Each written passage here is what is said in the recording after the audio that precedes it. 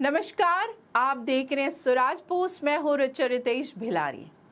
आज हम आपको लेकर चल रहे हैं उस सफर पे जो एक गांव के गरीब परिवार से शुरू होकर भारत की सबसे बड़ी सत्ता की गलियों तक पहुंचा।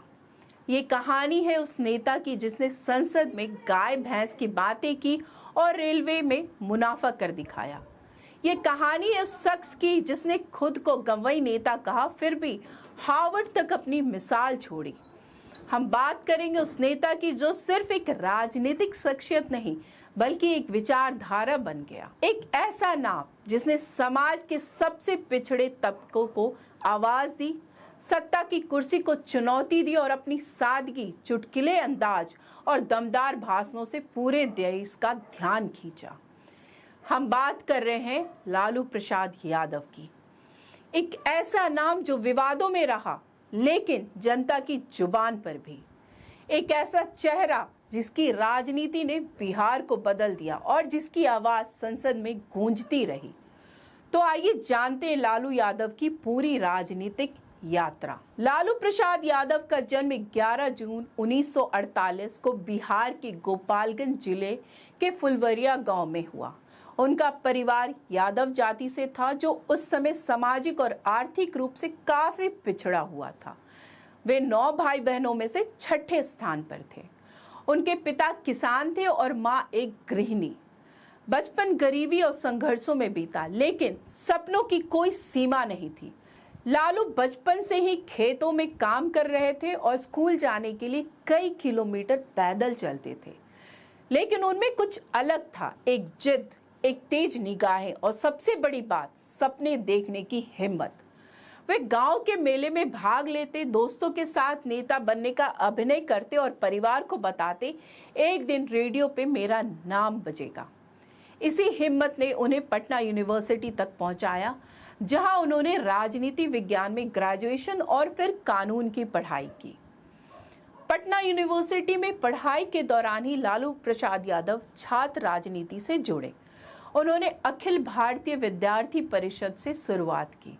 1973 में वो पटना यूनिवर्सिटी स्टूडेंट यूनियन के अध्यक्ष बने और यहीं से उनकी राजनीति की असल यात्रा शुरू हुई। लालू ने युवाओं को संगठित करना शुरू किया और जातीय अन्याय, शोषण और भ्रष्टाचार के खिलाफ खुलकर बोले। उनका भाषण शैली देसी था पर असरदार इतना कि भीड़ तालियों से गूंज जाती। उस दौर में छात्र राजनीति में अध्यक्ष बनना ऐसे था जैसे आज किसी राज्य का मुख्यमंत्री बन जाना। फिर 1974 आया जब जयप्रकाश नारायण ने संपूर्ण क्रांति का नारा दिया। लालू इस आंदोलन के रीढ़ बनकर उभरे। इस आंदोलन ने उन्हें बिहार के हर घर तक पहुंचाया। वे जेल भी गए लेकिन हिम्मत नहीं हारी। जेपी ने उन्हें अपने खास सिपाही के तौर पर देखा और माना कि यह युवा एक दिन देश की राजनीति में बदलाव लाएगा। 1977 का साल आया और आपातकाल के बाद जनता पार्टी की लहर चल रही थी। इसी लहर में लालू यादव मात्र 29 साल की उम्र में लोकसभा के सबसे युवा सांसदों में से एक बन गए। ये एक ऐतिहासिक पल था। गोपालगंज के फुलवारी गांव का लड़का अब दिल्ली की सांसद में बैठा था। वहां भी उन्होंने अपने अंदाज में सबका ध्यान खींचा। वो आपातकाल के बाद का दौर था। लालू उस युवा चेहरा का नाम बन चुके थे जो आम आदमी की आवाज उठाता था। धीरे धीरे वो बिहार की राजनीति में मजबूत होते गए। 1980 में वो विधायक बने। 1979 में बीपी सिंह सरकार में केंद्र मंत्री भी रहे। 1990 में लालू प्रसाद यादव ने बिहार की सत्ता संभाली। ये वो समय था जब बिहार सामाजिक उथल पुथल के दौर से गुजर रहा था। वो बिहार के मुख्यमंत्री बने और इस तरह शुरू हुआ लालू युग। उन्होंने सामाजिक न्याय को अपना एजेंडा बनाया। मंडल आयोग की सिफारिशों का उन्होंने जोरदार समर्थन किया, जिससे पिछड़ी जातियों को आरक्षण मिला। इससे लालू यादव पिछड़ी जातियों और मुसलमानों के हीरो बन गए। उन्होंने MY यानी मुस्लिम यादव समीकरण को राजनीतिक ताकत में बदला। उनकी लोकप्रियता आसमान छूने लगी। गांव, मजरे, टोले, हर जगह उनका नाम था। उनकी छवि बनी गरीबों का नेता, पिछड़ों की आवाज। सड़क पर रिक्शे वाले, खेतों में काम करने वाले, रेलवे स्टेशन पे कुली, सभी उन्हें अपना नेता मानने लगे। फिर वो मशहूर लाइन आई, जब तक रहेगा समोसे में आलू तब तक रहेगा बिहार में लालू। जहां एक और लालू को गरीबों का मसीहा माना गया, वहीं दूसरी ओर कानून व्यवस्था की हालत बिगड़ती गई। बिहार में अपहरण, हत्या, डकैती घटनाएं बढ़ी और आलोचकों ने इसे जंगल राज कहना शुरू कर दिया। लालू का जवाब होता, हम तो गरीबों के साथ हैं, तो और आप कहते हो जंगल राज। उन्होंने हर आरोप का जवाब अपने हास्य और व्यंग से दिया, पर धीरे धीरे विपक्ष और मीडिया उनके शासन को घेरने लगा। 1996 में वो घोटाला सामने आया जिसने लालू के राजनीतिक जीवन को झकझोर दिया। चारा घोटाला, जिसमें फर्जी बिलों के जरिए सरकारी खजानों से करोड़ों रुपए निकाले गए थे। गाय और पशुओं के चारे के नाम पर सरकारी फंड की बड़ी लूट हुई। सीबीआई ने जांच शुरू कर दी। 1997 में लालू पर मामला दर्ज हुआ। दबाव बढ़ा तो उन्होंने मुख्यमंत्री पद से इस्तीफा दे दिया, लेकिन अपनी पत्नी राबड़ी देवी को कुर्सी पर बैठा दिया। यह कदम विवादास्पद था, लेकिन राजनीतिक तौर पर एक चालाकी से भरा हुआ भी। एक ऐसा राजनीतिक मास्टर स्ट्रोक जिसकी मिसाल आज भी दी जाती है। उन्होंने अपनी पत्नी राबड़ी देवी को मुख्यमंत्री बनाया। राबड़ी देवी उस समय ना तो राजनीति में थी, ना ही प्रशासनिक अनुभव था, लेकिन लालू ने कहा, मैं जेल जाऊंगा पर कुर्सी पर अपने भरोसेमंद को ही बिठाऊंगा। लालू ने सत्ता अपने घर में ही रखी।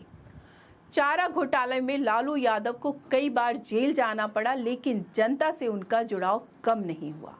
वे जेल से पत्र लिखते, संदेश भेजते और पार्टी के नेताओं को निर्देश देते। उनकी पार्टी आरजेडी यानी राष्ट्रीय जनता दल बिहार में मजबूती से खड़ी रही। कहा जाता है कि लालू जेल में भी अपनी पार्टी के नेताओं को सुबह योग कराने को कहते थे और शाम को राजनीतिक चर्चा करते थे। उनका आत्मविश्वास कम नहीं हुआ, बल्कि और निखर गया। 2013 में वो दोषी ठहरा गए और उन्हें 5 साल की सजा हुई। लोकसभा की सदस्यता गई, चुनाव लड़ने पर रोक लग गई, फिर भी उन्होंने हार नहीं मानी। उन्होंने पार्टी की कमान बेटे तेजस्वी यादव को सौंप दी और खुद एक संघर्षशील पिता की भूमिका में आ गए।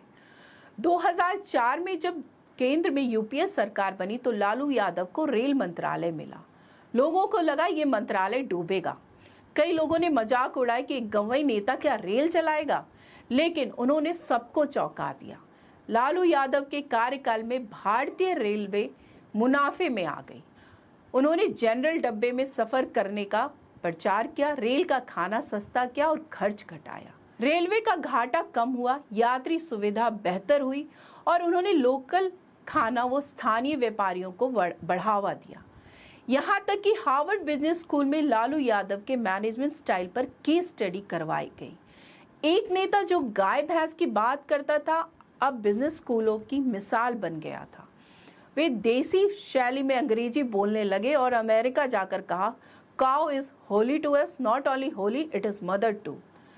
लालू यादव के भाषण, ह्यूमर और जोक राजनीतिक मंचों से लेकर टीवी शोज तक मशहूर हुए।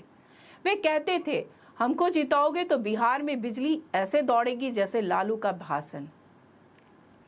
उनका ये अंदाज उन्हें खास बनाता था। वे जनता से सीधे जुड़ते थे और लोग हंसते हुए उनकी बातें दिल से सुनते। जैसे जैसे लालू की उम्र बढ़ी और केसों में फंसे, उनकी पार्टी आरजेडी का नेतृत्व उनके परिवार में चला गया। लालू प्रसाद यादव ने अपने बच्चों को भी राजनीति में उतारा। तेजस्वी यादव आज बिहार के सबसे बड़े विपक्ष नेता हैं और आरजेडी का नेतृत्व संभाल रहे हैं। राबड़ी देवी, तेज प्रताप यादव, पूरा परिवार राजनीति में सक्रिय है। राबड़ी देवी 3 बार मुख्यमंत्री बनी, बेटा तेजस्वी यादव उप मुख्यमंत्री बने और अब पार्टी का चेहरा है। बड़े बेटे तेज प्रताप यादव भी मंत्री रह चुके हैं, हालांकि वो अक्सर विवादों में रहते हैं। लालू ने अपना उत्तराधिकारी का नाम खुद घोषित किया, तेजस्वी यादव। लालू आज भी तेजस्वी को हर बड़े फैसले में मार्गदर्शक की भूमिका निभाते हैं। भले ही शारीरिक रूप से अस्वस्थ हो, लेकिन राजनीतिक सूझबूझ अब भी बरकरार है। अब लालू यादव की उम्र 75 के पार है, किडनी ट्रांसप्लांट हो चुके हैं, हृदय की बीमारी है, ज्यादातर समय दिल्ली या सिंगापुर में इलाज के लिए बिताते हैं। राजनीति में अब वो सक्रिय नहीं, लेकिन सलाह देते हैं, बयान देते हैं और अब भी चर्चा में रहते हैं। लालू प्रसाद यादव सिर्फ एक नेता नहीं, वो एक राजनीतिक दौर का नाम है। उन्होंने देश को ये बताया कि लोकतंत्र केवल अमीरों और अंग्रेजीदा नेताओं के लिए नहीं, बल्कि गांव, झोपड़ी, खेती, मंडी और सड़क से निकले नेता भी प्रधानमंत्री से सवाल कर सकते हैं।